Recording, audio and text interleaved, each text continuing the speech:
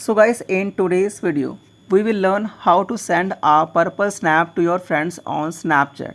Before sending a purple snap, you should know what exactly a purple snap is. Basically, a purple snap is a snap that includes sound. For instance, if you create a video using Snapchat's camera and it includes sound, it becomes a purple snap.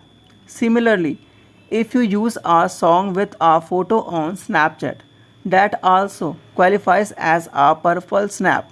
To send a purple snap, first you need to either take a photo using your Snapchat camera or record a video. If you want to send a purple snap in the form of a photo, take a picture on Snapchat and add a song to it.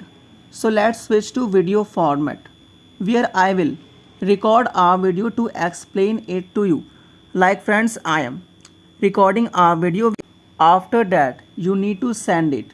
Tap on the bottom right option, select the friend you want to send it to and hit send option. Like friends, I am selecting one of my friends and then tap on the send option.